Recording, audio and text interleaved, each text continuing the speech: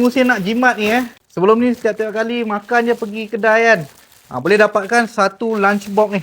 Bila korang beli lunchbox macam ni, bini korang pun suka nak masak, nak menapau kan. Sebab apa? Dapat sekali dengan dia punya bag. Bag dia pun jenis ada aluminium foil tau. So makanan sejuk ke makanan panas, kita boleh simpan sini. So makanan korang tu tak basi. Lepas tu kalau yang jenis panas tu, dia boleh mengekalkan dia punya suhu lah. Siap ada tempat bimbit ni. Dekat sini pun dia beritahu material 304 stainless steel. Kalau nak beli yang puas hati terus. Okey, ni dia punya lunchbox. Okey, yang aku ambil ni colour pink. Yang ni pun ada satu tempat bimbit. Bila nak buka kan, dia ada lock kat sini. 1, 2, 3 dan 4. Lepas tu sini pun ada tempat kita buka, nampak tu. Dah siap ada sudu dengan chopstick. Yang ni stainless steel. Kita buka tengok dia punya dalam dia. Dalam ni stainless steel. Kita boleh buka dia jenis double layer tau, nampak tau.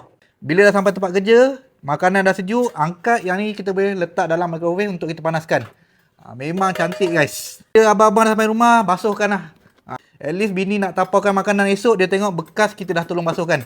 Lepas tu bini korang akan masukkan kat dalam ni. So esok pagi korang dah ready bawa lunchbox ni, bawa pergi kerja. Berminat dengan lunchbox ni, tekan link kat bawah.